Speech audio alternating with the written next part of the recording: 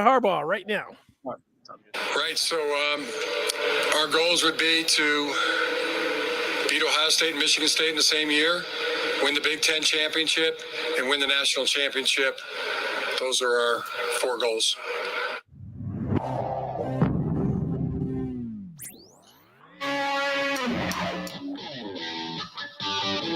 All right, welcome in. That was Jim Harbaugh just moments ago on the stage in Indianapolis, taking part of the morning session of the Big Ten Coaches Meetings 2022. That's a long title, but it's also a big event, and they're covering it for the Maize and Blue Review. Is our senior editor, Brandon Justice, who is on the line in between those morning sessions, and he's going to spend a couple minutes with us. Brandon, great to see you. How's Indianapolis? Oh, it's good to see you too, Dennis. And it's packed. A lot of people here. I'm in the media workroom. First time that it's been at Lucas Oil Stadium. First time that all this stuff on a football field. And usually it's in Chicago at the Regency Center. So a new look and a new feel. It's got a little bit more of a football type of feel to it. And like I always say, this is a kind of a gateway to the football season. Is what Media Day kind of serves as. So this year a little bit more authentic, I think. So things are good.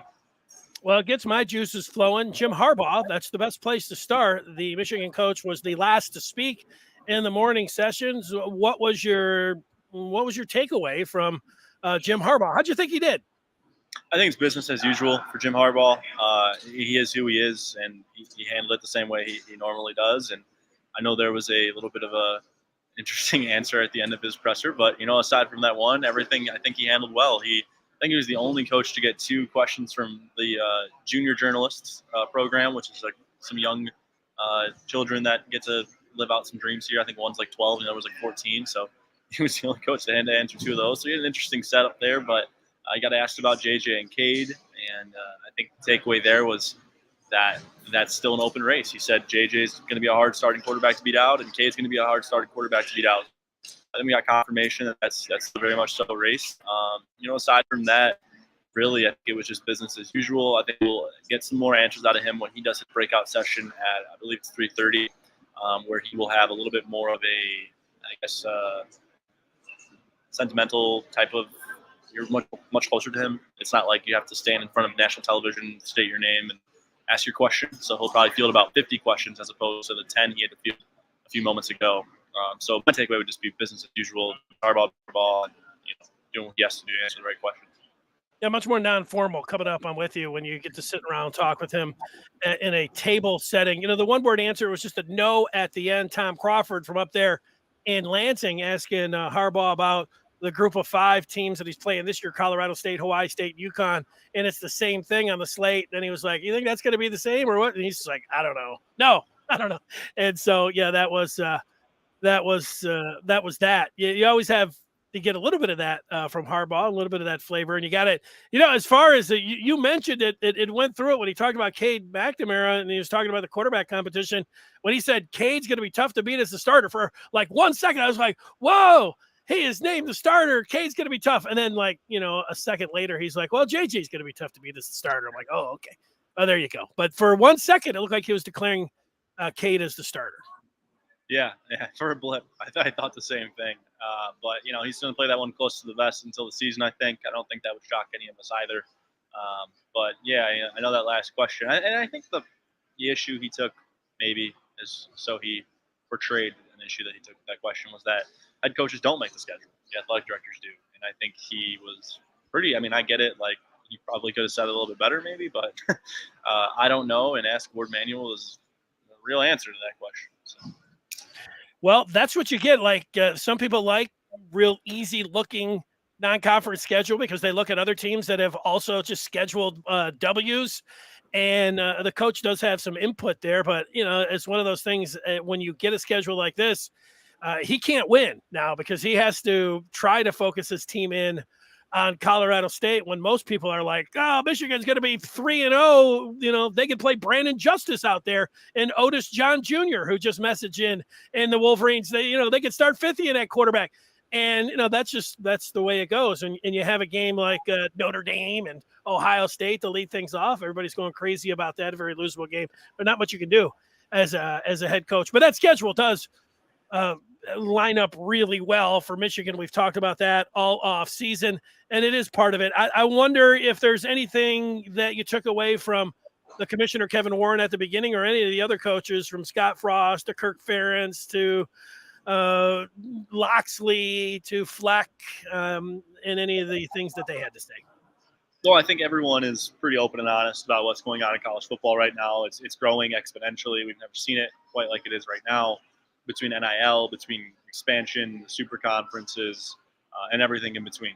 So I think that was really the topic of conversation today throughout, from start to finish, from the commissioner on down to Harbaugh and every coach in between, was just the embracement of all the change that's occurring in college football in so many different ways, and how we're adjusting to that. And I think Kirk Ferentz probably was the best reference for that.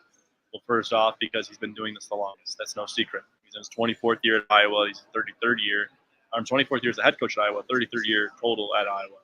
So he's really seen this conference go from truly being the Big Ten, literally, into now becoming what could end up being the Big 16, or whatever you want to call it. And with that in mind, I think what we learned from Commissioner Warren's statements was that he's not only embracing the change, he's engineering the change and trying to be bold. He kept using the phrase, we want to be bold, we want to be bold, we want to be innovative. And I think that's encouraging if you're a Big Ten fan, because this conference, based on what they're saying, they don't want to be left behind in all of this change. They want to be at the front of it. And so while other conferences may sit around and wait for other things to happen to make their move, the Big Ten is trying to get ahead of it. And they did that by adding USC and UCLA, who you mentioned will be full-time members in 2024 rather than having to wait. So I think Commissioner Warren probably offered the most information, and we probably learned the most from him today. As we know how these things go with head coaches, they're not going to really tell us a whole lot on a podium on the Big Ten Network at Big Ten Media Day. It's never how it's gone. It's a lot of coach speak, and then fair so, right? I mean, you can't blame him for doing that. So, but yeah, I would say we learned the most from Ferentz and from Commissioner Warren. But it's encouraging to know that the Big Ten is going to get at the front of this, right? And I think the biggest thing we learned from Warren was that he confirmed that the expansion in the future may occur again. They might not be done with just USC and UCLA. And we've heard all these reports about, Oregon and Notre Dame and Stanford and Washington and all these different teams. And, he emphasized academics, which makes you think that those truly are the schools they're looking at. And for him to confirm that they're looking towards further expansion sort of kind of gives you a little bit of peace of mind to know, okay, hey, this is going to happen. It's inevitable. It's just a matter of who it's going to be, when it's going to be, and how they're going to do it. I know Brandon Justice has a minute or two more before he has to chase down the players and get out there on the field and continue working. He's got a little break here, and he's taking his break to spend a couple minutes with us.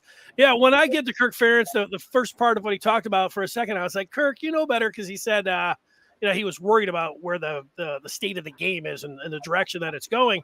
And, I get him talking about school, and there's such a small amount of players that get a chance to play in the pros, and even fewer than that are going to be able to make a career out of it. There's the thing, though, and you said it, football right now, it's far and away, it's just out of sight with its popularity. We can't get enough. I mean, everybody wants to consume everything. So there comes a point, we could sit around here and talk about the value of an education, especially in a place like Michigan, and how much it's worth. 99.9% of everyone's like, man, get an education from Michigan, and having that and what it could do for you after that in the world. You're ahead of 99% of the people in the world. And then you've got this small little fraction of people that are now, because the money is so big that they're able to, gain millions, and on top of the potential of getting an education. So I get what Kirk Ferentz is saying, but, what are you going to do? You just can't stop. If Kirk Ferentz said, look, I made $33 million, I'm giving everything back, and I don't want the Big Ten to expand. I just want to, we just want to worry about, educating our players. Well, he might have a bigger leg to stand on there, but I mean, how are you going to stop progress? Yeah, you can. You really can, especially given the fact that if the progress isn't going to happen in the Big Ten, it's going to happen in the SEC, which in turn hurts the Big Ten, or it's going to happen in the Pac-12, which in turn hurts the Big Ten, or it's going to happen in the Big 12, in turn hurts the Big Ten. So, it's just territory, right? And that's just how it goes. It kind of, to me, and this is going to be silly to some people, it kind of reminds me of like the 80s, 90s when wrestling promotions were getting robbed, right? We had so many wrestling promotions across the country. There was like 25 of them. Now they're down to really like, the two big ones, and that's pretty much it. But for a long time, it was just one.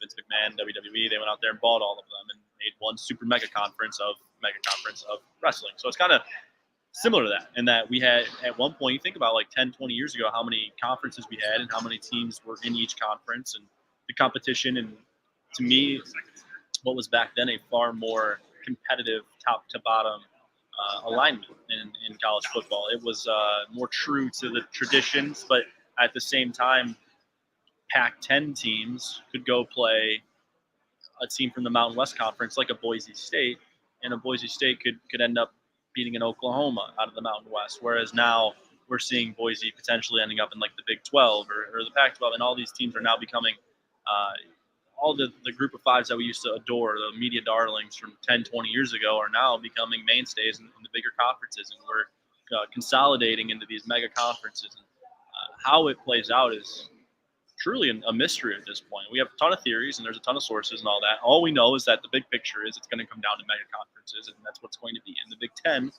is doing everything in their power to make sure that they're ahead of that. And at the same time, money speaks volumes, and they're trying to bring in the most money that they can to support their conference and to support the members of their conference. And by doing so, they're attracting a lot of schools to this conference. So credit to Commissioner Warren, who I know has faced some scrutiny throughout his tenure, as any commissioner would in such a position. I think he's done a good job here. And I think today the statements he made and the podium session he had should have been encouraging to anyone interested in the Big Ten's further expansion and its success long term. Well, this isn't saying a whole lot, but he was more engaging than Jim Delaney, who they used to stick on a Friday after everything was done. Everybody had already eaten lunch and everything. Everybody was falling asleep, listening to the commissioner after 10 minutes. It was a little bit more lively from Kevin Warren. Plus, they stuck him at the beginning, which was a smart move because they knew by the end, everybody was like, I don't want to hear any of this. So great job. You got to chase down Cade McNamara, Eric All. Who else we got? Mozzie Smith will be here. That's a good one. And then we got a fourth one too. I think we were only told 3 originally, but now we're up to 4. So yeah, it should be a good time. I believe it might be Zach Zinner. But yeah, we're looking forward to it. Should be good. These are the best times for the preseason, the breakout. I mean, I know the podium sessions just ended, but we hardly ever learn much from those podium sessions. It's really the breakouts where you kind of garner the quotes you're looking for and get the answers to the questions, not just yourself, but those around you. It's just you're able to field more questions. It's far more accessible, a little bit more of an intimate setting. So we'll get the players here at 1:15, and then we will get the Coach Harbaugh at 3:30, and Maize Blue Review will have that all tuned in for you. So make sure you go to the board. Great job, Brandon. Best of luck out there. I was going to say, stay safe. You're in the mix with all those other media members. If you look down and it says, Columbus Dispatch, don't worry about it. You want to throw a little elbow in there, go ahead and throw it. It's all right. I appreciate it, Dennis. I'll talk to you soon. All right. Thanks for spending a couple minutes with us. There he is, Brandon Justice, live from Indianapolis. That's the way it's done. And Brandon could have. It really is like going to class. I spent 10, 11 straight years going to those Big Ten coaches meetings, and yeah, I might have stayed out. Like those are back in my younger days. I might have stayed out. When they was in Chicago, the restaurants were open till 4:00 in the morning, and so yeah, you get in there, just tell them to keep bringing the coffee, and once you listen to one coach get up there and talk about how exciting it is to get back, and it's right around the corner, and he likes his team, and this guy's got some tough shoes to fill. I mean, all those kind of things. It's all kind of the same. You're waiting for that afternoon break, but Justice kind enough to take his break and spend it with us, and so that's where that whole thing was going. Let's bring in some feedback. You always have a chance to share your thoughts, and we get to it immediately. Otis J was mentioning right off the bat how he liked Harbaugh's approach today. No nonsense, just answered the questions. This Michigan fan didn't give a crap about non-conference games, knowing the AD did the scheduling, but his answer would not surprise me if JJ McCarthy starts the first game. Yeah, whoever you're a fan of, you wait till your coach go up there and you're like, okay, how did he do? There's been some times where you think like, coach was a little bit embarrassing, or coach didn't handle this question. Jim Harbaugh, I would give him. I'm a tough grader. When somebody is sitting around talking about how great, but I'll give Harbaugh an A. He handled himself well up there, got right to it, and his what I thought was his favorite answer was the one that I used to start the show when he was asked about this upcoming season. This is what he said. Right. So our goals would be to beat Ohio State and Michigan State in the same year, win the Big Ten championship, and win the national championship. Those are our 4 goals. All right, 4 goals from Jim Harbaugh. Beat State, beat the Buckeyes, win the Big Ten championship, and win the college football playoff. I'll take all 4. How about 3 out of those 4? Now, winning the national championship, you that can't be one. It could be. I guess they could lose to Ohio State or Michigan State, because they lost to Michigan State last year and still were in position to do all those things. So I'll take 3 out of the 4 if national championship is still included in there, but I wouldn't want to. But I would also take beating Michigan State, Ohio State, and winning the Big Ten again. Saying just getting to the college football playoff, I would take. Usually I don't do this when somebody offers me a deal, but if you were offering to me here today, would you take Michigan just, put the air quotes for people that are just listening on the pod, getting back to the college football playoff? I would take it. I would take it. Now, I didn't like the Orange Bowl. In fact, I hated the Orange Bowl right off the bat. Like it wasn't like, Michigan was hanging tough or something with the Dogs. The Dogs went right down to the field. Their tight end went right into the end zone. I mean, the game looked like it was over before it started. I would like them to play a more competitive semifinal, but I would take getting to the college football playoff today. And they would beat Michigan State, and they would beat Ohio State, and they would win another Big Ten title. Yeah, I would take that. And like I said, I usually don't take those kind of hypotheticals. We have a DJ who is asking me what's up. He says, keep up the good work. He's been looking for media day coverage all day. They put the SEC and ACC on almost immediately. He's looking forward to the analysis. And DJ Turner, he mentions as the 4th. That is the 4th. So it's all Cade McNamara, Mozzie Smith, and DJ Turner. Those are 4 real nice selections for the Wolverines. You can have 4 all Big Ten performers right there. Turner came on last year. Mozzie Smith is a stud and is going to provide some pass rush as well as a run defense there in the middle. He'll be getting after the quarterback.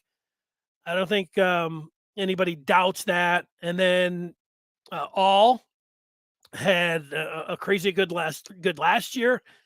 And, hell, he could be an All-American this year. A lot of good tight ends, because I mentioned the tight end for Georgia, Bowers, not his name. Notre Dame's got a really good tight end. Tight end position's really stacked. They got little Gronk there in South Bend. But, all's not taking a back seat to many. And then we get to the quarterback competition. And for a second, I thought Jim Harbaugh was saying, yeah, Cade McNamara. I think Cade McNamara is going to be a difficult quarterback to beat out as a starter. But yeah, like I have said, and if made my predictions, that I think JJ ultimately will be able to do that. That's going to be one of the themes. Of course, I think we all agree on that as well. The quarterback competition and how it plays out. Paul on Clubhouse, you can get us on the app Clubhouse. Paul is saying that he liked when Warren said further expansion beyond USC and UCLA is possible, and he quoted the bold approach towards major changes in college athletics. and he says he's happy with the Big Ten champion. He would be happy with a Big Ten championship and or a Rose Bowl. So, okay. Now, speaking of Kevin Warren, can I watch some Kevin Warren? Let me see. And that these individuals who all they were trying to do is to get a chance to vote. And so that's why I take it personal when I see individuals, young or old, kind of ignore the right to vote. And so that's Kevin Warren talking about the right to vote there in Indianapolis. We just parachuted in on his answer. I didn't know what he was talking about. So I do know that Mel Tucker took a trip to the South to Selma, Montgomery. Could be talking about that trip from the Spartans head coach. He did mention Jim Harbaugh doing some positive things off the field. Let's go back to the feedback where Jeremy says, surprised we didn't have much conversation about name, image, and likeness like other conference media days. Yeah, I think Jeremy, you're right. I would have guessed if we had some kind of I guess it wouldn't be weird. People like gambling. If we were putting some kind of over and under on how many questions would be asked about name, image, and likeness, I think the under came in the morning session. Jim Harbaugh was not asked about it. I watched, let me see, all of them. Scott Frost and Mike Loxley definitely commented on. Loxley talking about where Maryland is located in the television markets and the amount of money his guys are able to make because of the concentration of the population there. Scott Frost was giving a shout out to local businesses around Lincoln who have stepped up, and I'm paraphrasing him that he expects them to continue to step up when it comes to name, image, and likeness. And we had already mentioned that Kirk Ferentz was worried. He, in his opening statement, about the direction of the game, and I believe, like I think everybody else, that he was referring to the money that the players are able to get right now. All right, so what are some of the other things that we're talking about? Well, the preseason poll came out. I wanted to hit on that. There has been some college football playoff scuttlebutt. Now, we mentioned the commissioner, Kevin Warren, who we just saw there on the Big Ten Network talking, and he addressed everybody. He started everything out this morning, and he said he was, quote, let's see if I have the quote. I do have it. Kevin Warren is, quote, 100% behind a playoff expansion, unquote. So we have something further on that other than just the quote. The preseason poll that Cleveland.com, they used to have the media that was there in Indianapolis or Chicago at the coaches meetings. They used to conduct a poll, and everybody's like, well, we don't like polls. And then they would include the poll in kind of the press kit. And then the coaches were like, we don't like the polls or whatever else. So then Cleveland.com just picked up the baton and said, well, we'll run the poll. And it's been a good job by them. Some people don't like it because it's, in Ohio. That's understandable. Some people don't like it because it's the media, and what the hell do they know? And still other people have looked back at how the media have voted, and they actually haven't done that great of a job with picking who actually comes out of the Big Ten East and West. They're below 500. Having said all of that, it was a unanimous selection for Ohio State to the Big Ten East. They got 36 first place votes. And if I was making my own Big Ten East poll, you could have added 37. I do think Michigan is going 11-0, but I do think they will end up 11-1, and that one loss would be down at Columbus. I also think that there's a lot of people that are predicting what I am, and I think a lot of people will flip-flop and predict Michigan, even though they have them going 11-0, will then predict them to beat Ohio State, because you're going to have 11 games, and you're going to have that feeling, that it's due, and that stuff, and you'll flip your prediction, and you can. Anybody can flip their prediction anytime they want. But as we sit here today, I would have picked Ohio State number one in the Big Ten East. I would have picked Michigan second. Like I said, I think they're going 11-0. I have Michigan State, and I would have put the Spartans in front of the Nittany Lions at 3, then I would have had Penn State. I don't have a problem with how it plays out there. Would I maybe have moved? I'm not as big on Tagovailoa. I mean, he's Talia, Tua's younger brother. He throws a lot of touchdowns, throws a lot of picks. So he gives and takes away.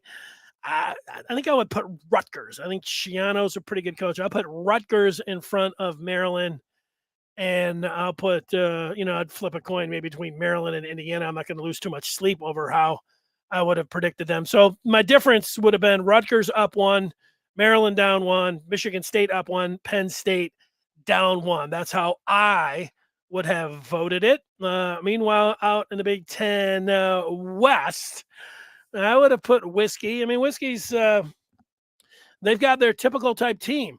Big offensive line and a running back and a typical defense that Christ is going to play there. I would have voted for Wisconsin as well. The Minnesota, I like more. Iowa, I don't think is going to be as good as they were last year. Iowa came up huge, led the country in interceptions and turnovers, and that they get one of their 3 back and the back end of their secondary. I just think Iowa, when you don't have an offense that can cross the street, and the Hawkeyes don't have an offense that can cross the street, it's going to be tough to win some ball games. It's fine that you play defense and rely on the turnover game and everything else. I don't have Iowa as number 2. I have Minnesota. Minnesota's got maybe the best running back in the country. I like Fleck as the head coach. They're a little bit disappointing last year, but I'd have Minnesota there too. I like Purdue more than I like Iowa too. Usually you'd say, hey, you take defense over offense, that wins championships. But, Purdue, they've got a tough offense to stop. That's going to win them a lot of ball games. I don't think it's going to win them the Big Ten West, but I'll put Purdue in front of Iowa. I actually think Scott Frost is going to win some of those ball games. I don't know. He's got a new quarterback. But I think Nebraska is going to be better than Iowa. So let's move up. Minnesota, Purdue, Nebraska. Let's drop Iowa all the way down to 5. Brett Bielema. I'm going to put Brett Bielema in the basement, and I'm going to put Pat Fitzgerald up at 6. I know the Wildcats only won 3 games last year, but Fitzgerald is too good of a coach. And it says right here, right now, that out of all of the coaches, all 14 coaches in the Big Ten, I'm telling you that Pat Fitzgerald is the best coach out of all of them. And I don't think that the Cats are going to finish in the basement in the Big Ten West. So I would have voted the number 1s the way that they voted them, but I would drop Iowa way down. I'll drop Illinois as well. That's how I'm breaking it down here on this Tuesday. John says that OSU defense is unproven. Michigan should be the favorite. Well, sure. We could also say that the Michigan defense is unproven, and they lose their coordinator, and they lose, their top 2 players on defense, John. So I'll buy that OSU defense, just because they're bringing in the defensive coordinator from Oklahoma State, who did a nice job, and you're not used to saying that from a team in the Big 12 on defense at Oklahoma State, but it happened. But talent-wise, that they have that. I think Ohio State brings back – I think Michigan's going to score more than 40 points this year. Ohio State scored 45 points last year and led the country, and they've got most of their players back. They lost some really talented wide receivers, but I know that the guys that they have coming back, including Smith and Jigba, he's the best college wide receiver I've ever seen. So where that game is being played, that's why, John, if we're sitting here and the game was in Ann Arbor, man, it would be a lot closer than what you're talking about. But I don't have any problem with you going out on that limb and saying, hey, that you would vote for Michigan. And if you really look, the total votes, most people had Michigan. When you look at that, coming in at number 2, it's a huge gap between. It's not as big of a gap between 1 and 2 and 2 and 3. It's just those first place votes, and I think a lot of people like if it's in a consensus, the presumptive championship game as we sit here at the end of July is Alabama and Ohio State. Nobody's picking anybody else to be in the championship game. So, You just drop it down a little bit, considering where the game is at. That's why they're going with it. But you know what? One thing that we know, John, is that as soon as all the games start, you throw everything out of the window because none of it counts. It's what we talk about here in the off season. So you're taking your shot. I'm not here to tell you you're wrong. And in fact, I hope you're right. Why I'm yelling, but I'm a little, you get a little football. Football is upon us. We're ready.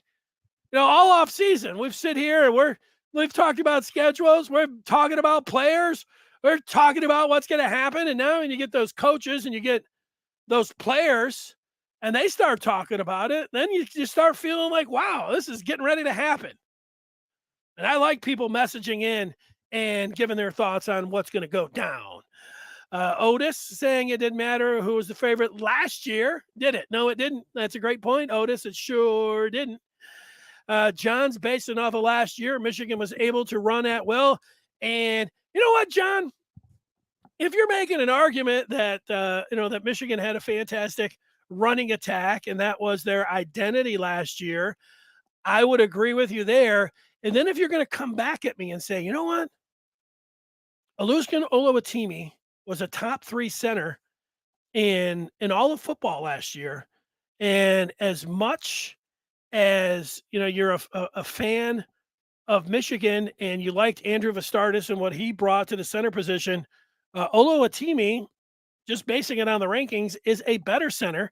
And if you look at something like Pro Football Focus, who grades out how an offensive lineman will do pass protecting and run protecting, Oluwatimi is the best in the country at run blocking. So now you got a center who you could say is an upgrade. I'll say it in the run game for sure, where Michigan, that's what they hung their hat on.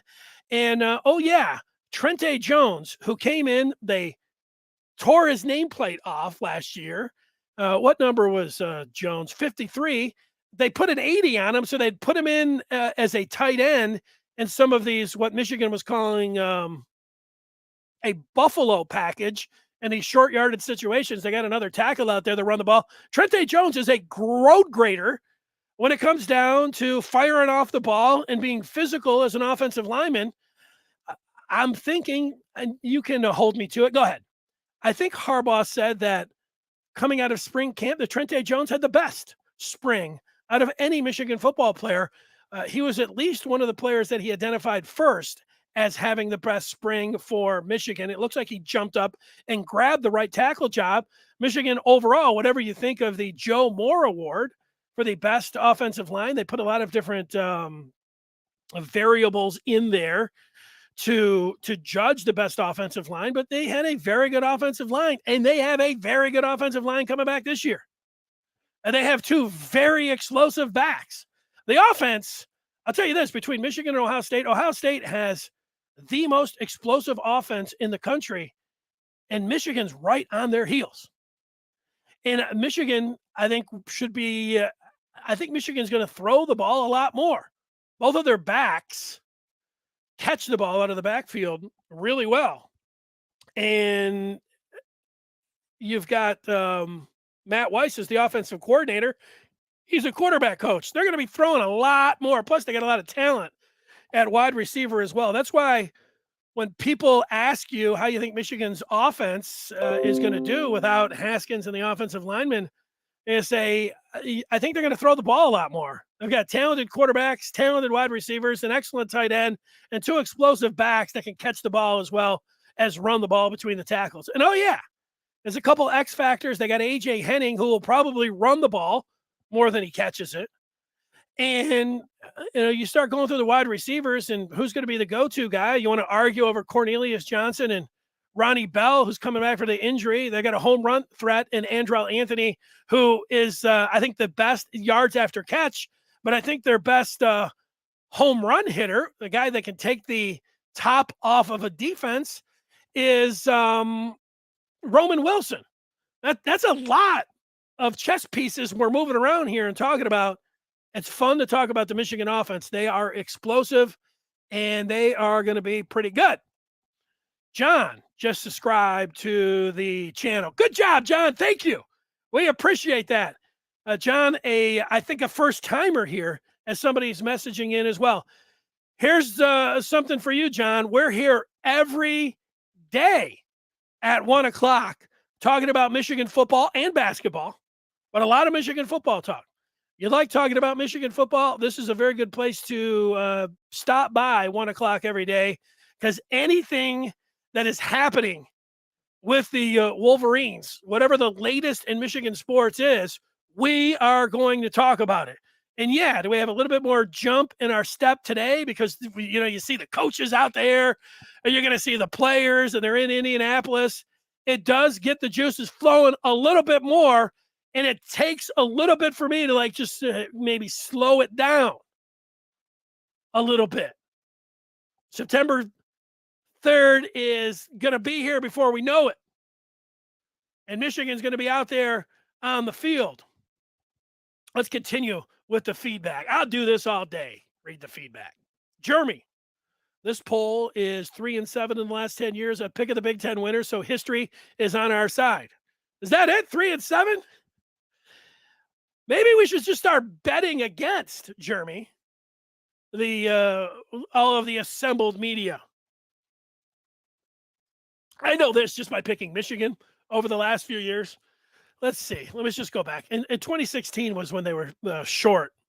That short, JT Barrett was short. Everybody argues about. And then I can remember, was it 2018 where they gave up 62 points, and then I said, well, that's it. I don't know how you could pick Michigan again.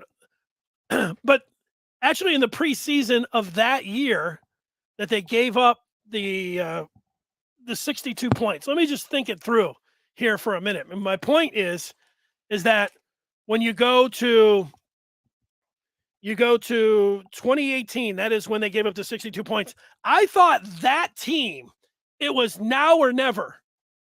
Like they were sitting there and they had a really good club, and they weren't able to get it done. Let me just go back. This took me a long time to get here, but I promise it's going to be worth it. Back to 2016, they were that short.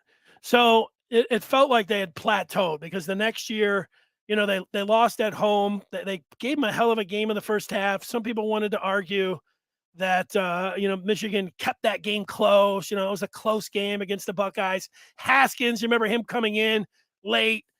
Michigan ended up losing by double digits. And it was like the big argument, well, did Michigan get blown out or did it keep it close? I mean, that's what we're talking about.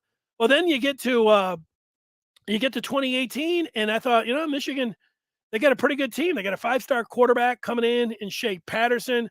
I liked the defense. I liked what they had, and that's when they gave up 62 points. And it almost felt like that's it. How would you ever pick, Michigan to win, except you went to the next year and they were getting Shea Patterson back they were getting a returning starter at quarterback. Their offensive line looked like it was the best that they had in a decade. Meanwhile, Ohio State was getting a new head coach in Ryan Day. There was no more Urban Meyer. Plus, the game was in Ann Arbor. So I thought, hey, this is going to be Michigan's opportunity. And, the game being at home, and they still gave up 56 points. So, all of that is, there have been a few times where I've liked Michigan in the offseason, and, then it quickly became apparent that it wasn't going to happen. And then there have been some seasons I didn't like them at all. Then you got into the season, and the way Michigan played and the way Ohio State played, that 62-point performance, that was one where, remember how Ohio State, all season long, Maryland scored 50 points on them, and you're thinking, all right, Michigan's got a chance. All right, I didn't do a good job there talking, but Jeremy, it was a good question and a good point. Third-minded, they really need to establish a lethal passing game to beat Ohio State. Yeah, I think that they're going to have to score, this year, if you said, hey, first one to 40 is going to win the game. I thought Michigan just had to get to 30 this year, and then they're going to have to keep Ohio State under 30 points. Meanwhile, 42-27. It's a long ways off when you talk about how to beat a potent passing attack at home. You know, as much as I want Michigan to throttle it up and start throwing the ball and really start scoring a bunch of points, I think in that last game, when you're playing a team as high octane as Ohio State, that's where a ground game can really be your best friend. So I'm not sure it's going to be a lethal passing game where it's fire, matching fire, as much as it's going to be Michigan having a balanced attack and then being able to make some plays on defense. John likes Edwards out of the backfield. I'm with you on that. Donovan Edwards, there's been a little bit, John, I don't want to say you're totally new here, but part of the discussion, or if there have been some arguments on this Michigan Football Today show, it has been about how are they going to distribute the ball between Blake Corum and Donovan Edwards, because there are a lot of people, just like there are a lot of people with J.J. McCarthy, that think Michigan's ceiling and with their offense, it is better with J.J. McCarthy. This is what people are saying, some people. And they're also saying the ceiling and the offense firepower is better with Donovan Edwards, that he is just that much more of a back. Now, look, with the running backs, you can play both. Like, you could start Corum and you can play Edwards as much as you want. And so it's more difficult at quarterback, although maybe Jim Harbaugh, if he was sitting here saying, hey, what you're saying there about the running backs, that's how we're playing it with the quarterbacks. And like, that seems a little dangerous, but they've got nice choices, and it's good to have. When's the last time Michigan had quarterbacks like this? When's the last time Michigan had running backs like this? When's the last time Michigan had wide receivers like this? The answer is 2019, and it didn't work out there, but that doesn't mean it's not going to work out this year. Otis is stoked over the conference adding teams like they did. He likes the additions of UCLA and USC. It's going to be better long-term than the SEC. If I ever get an opportunity to go to SoCal, I am there. Otis, I am with you. I'm going to take you back 3 years ago. I had put a plan in the previous year, so maybe I even have to go back 4 to 5 years. I was zeroing in on the game in Seattle, Michigan at Washington. I knew somebody who had gone there and it had some experience on tailgating at Husky Stadium out in the water, sailgating, got a boat, and it was going to happen. And then the pandemic happened, so it didn't happen. Now I've got my friend who's a Michigan State fan who called me up this week and say, hey, who was that guy that was going to hook you up with all that sailgating and everything? Because I guess Michigan State's going out to Washington. But your point about going out to USC, I've been to the Rose Bowl, and it met my expectations. It was 2004. Matt Leinart was the quarterback, Big Mike Williams for USC. Michigan lost the game. But the Rose Bowl was everything that I thought it was going to be. It was, I don't like the Beach Boys. And here I was, down there in that valley before the game, hanging out with some folks, and the sun was, shining in a little bit. I'm like, wow, man, this is as picturesque as it gets. This is everything that I ever, this is football's Valhalla. And then somebody started playing some Beach Boys. And it was like, wow, that is music to my ears. I love it. So, yeah, I one day want to go myself to USC, to the Coliseum. See Michigan play USC at the Coliseum. I'm with you, Otis, on that. Let's hook up out there. And it can just keep happening here. Otis never thought he would see the Big Ten compared to the SEC again. This type of game for the Big Ten as compared to the SEC. He hates the auto check. I'm with you here. Here's Hewitt. Hewitt X with a bunch of Z's. He believes JJ needs to be the starter to have the best chance to win in Columbus. Hewitt, I think that there are a lot of people who think exactly like you do. And I think by then, like, there's a lot of people that feel like you right off the bat. And I don't think that they're going to be, I think they're going to be disappointed if they are expecting or hoping that McCarthy is going to be the starter game one.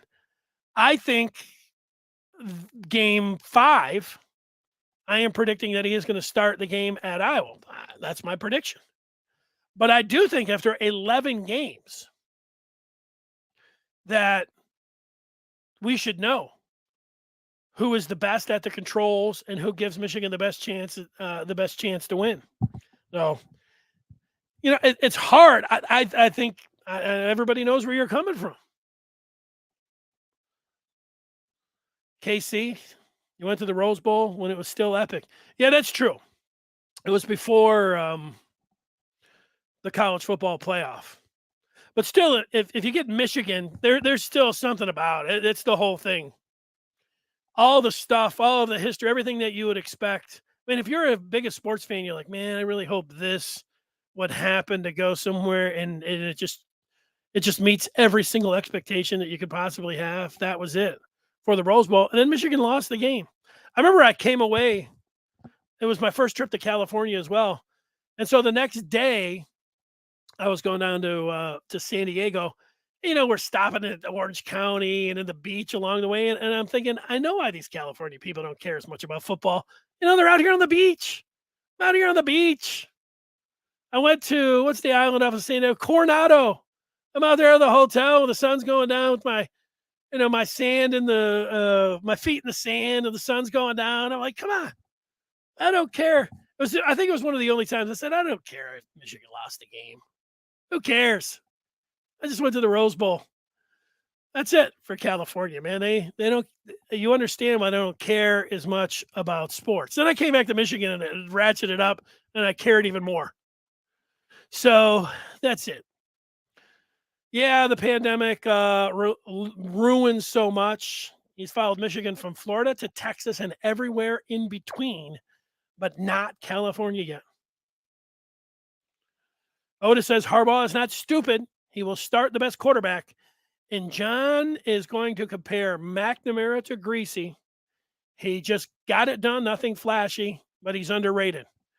Yeah, I think that there are two players in general for Michigan that are underrated and underappreciated. And I think Cade McNamara is one of them. And we understand with the hotshot quarterback behind him and one that runs all over and makes the kind of plays like he did in his very first game with that touchdown to Baldwin. The nature of the position, having the backup quarterback anyways, even if he had never played a snap, people would be still clamoring for him. So you understand it. And then McNamara was not flashy. McNamara handed the ball off a million times. Sometimes you only throw like 10 times a game. You're like, what are we talking about here? But he didn't, there wasn't a lot of negative plays. He ran the team. He didn't throw a lot of picks until the end of the season.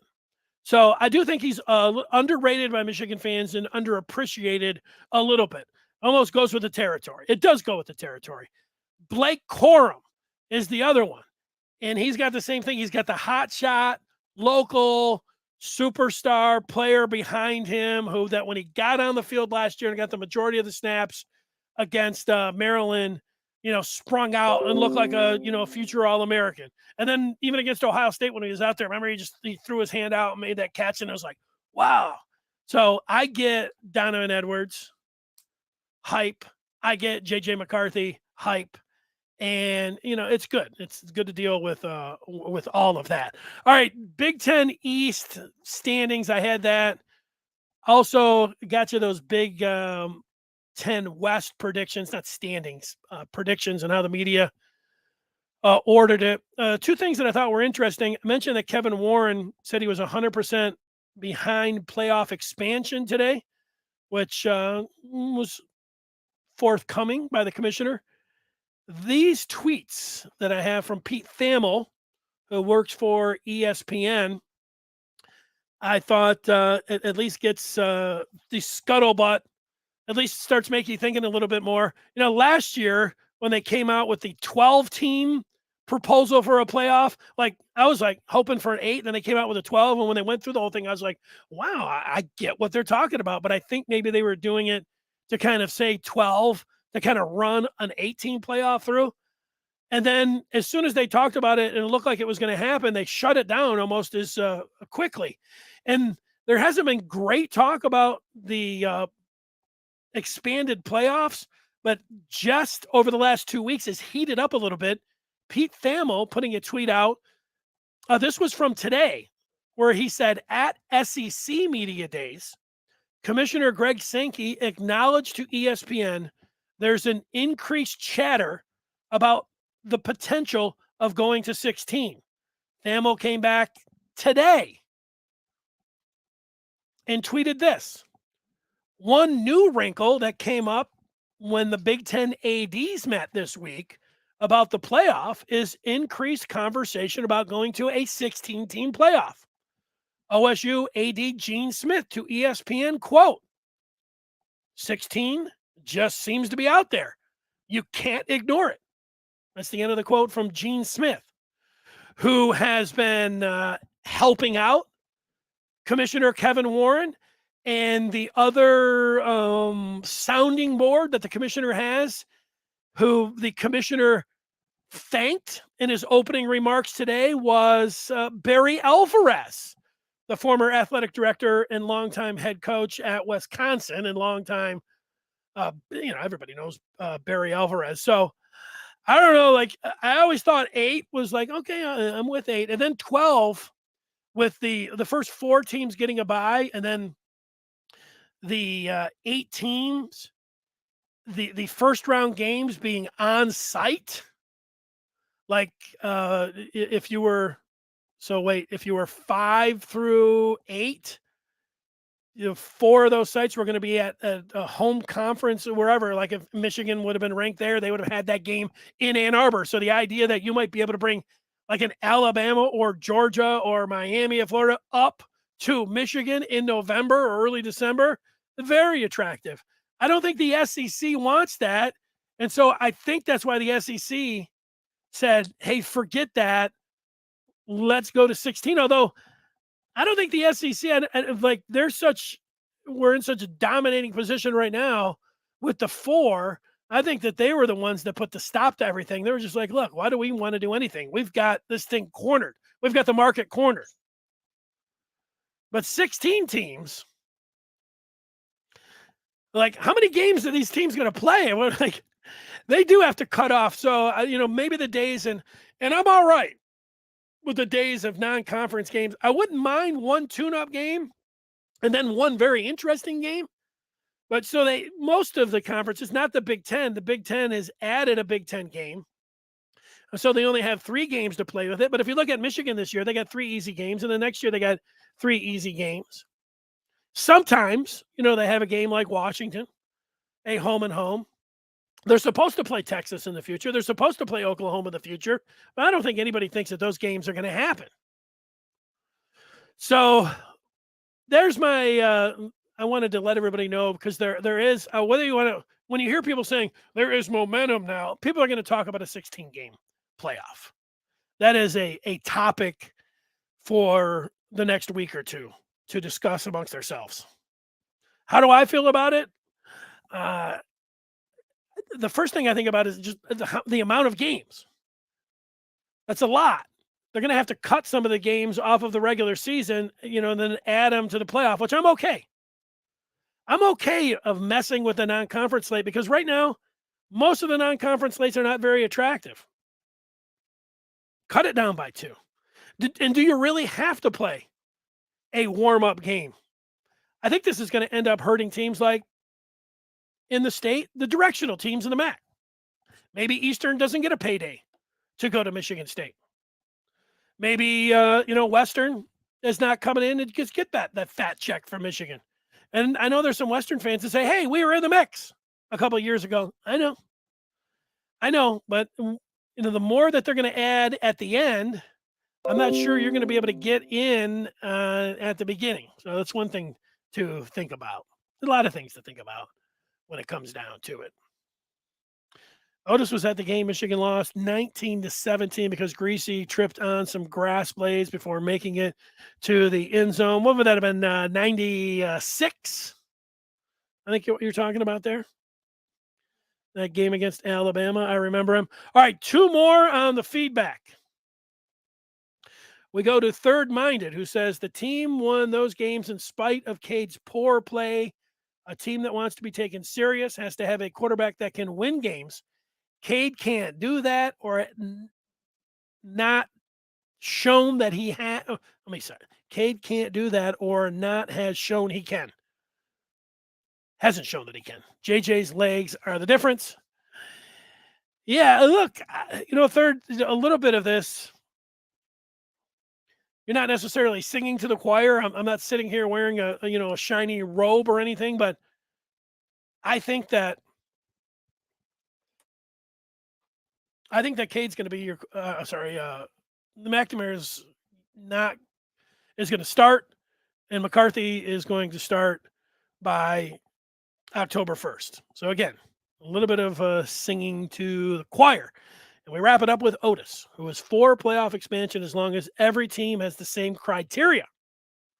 For instance, just because Notre Dame has a good regular season doesn't qualify them for the playoff. It has to be 4, 8, 16, 32, 64, so it can be fair across the board. Yeah, as much in the games, and I was just going back to the 2016 season for Michigan, the 2015 season, and Michigan was losing all of those games to Ohio State. They didn't necessarily have that big of a problem. They were losing bowl games, except that first year against Florida. But they were losing to Ohio State. That was the problem. In a lot of those years, if there was a 12-team playoff, certainly a 16-team playoff, Michigan would have been in the postseason.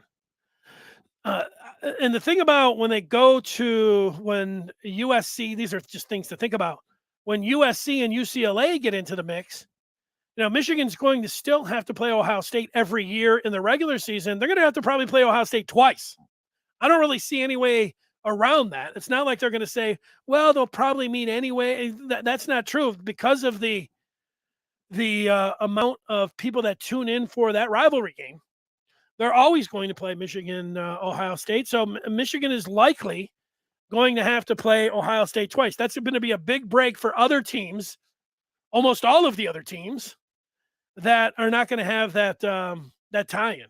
So let's just say if you're Michigan State and you don't have to play Ohio State every year, that's a break. That's a break. However they end up rolling that out, that is going to be a break. All right. It was great to talk with everybody here. It kind of feels like it's, everybody just hanging out and talking about college football. We're here tomorrow. Well, I'm going to watch the rest of the afternoon session. Let's see what they're talking about right now. Getting set to visit with us on our set next. Stick around here on Big Ten Media Days. Look like they're out there shooting some hoops. I want to remind everybody you're watching this show here today. You want to know what Michigan's next move on the recruiting front or anything else, you can join up the Maize and Blue Review today. Go to michigan.rivals.com. And right now, all the way until the opener, you can get free access to premium content for free until September the 3rd. Use the code UofMFree22 at checkout.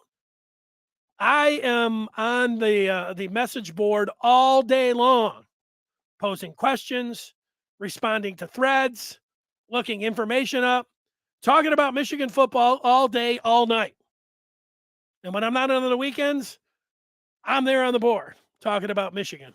A little bit like this. So appreciate. Oh, you want one more? So I got one more thing for you. I do. Let's just because I do have one more item for you, and it comes from the Big Ten. And let me just take. It's going to be quick. It's Jim Harbaugh. I doesn't want to hear Jim Harbaugh from media days. That's what I'm asking. Everybody does. Everybody wants to hear the coach. So I've loaded one of them up, and it's just going to take me a hot second to get him up there. Okay. There it is. Let me blow that up. Some of this is a little practice. It's a little practice by me. Here's Jim Harbaugh up on the podium just a few minutes ago in Indy. Yes, It's been a really good continuation from last year's team. I think some of it, players that were on the team, they put in that work. They know what it was like, and that good feeling of taking care of your business and seeing it have success and be rewarded for it. And they also saw other players on the team, guys like Aiden Hutchinson, Hassan Haskins, David Ajabo, who put in that work, got that work in, and how much it paid off for them. Using your head, using your noodle, pretty easy to think, yeah, I want to do it just like they did it. I want to be where they are now. And it's been, continuation of that this entire offseason. I mean, just been tremendous. There he is, Jim Harbaugh. Took to the podium a little bit earlier today. He'll be in some informal settings and the players as well. I'll be watching all that today, and we'll see here tomorrow on Maize and Blue Review, Michigan football today. Thanks for everybody for contributing. Thanks to Brandon Justice for stopping by. See you tomorrow. Have a great day. Goodbye.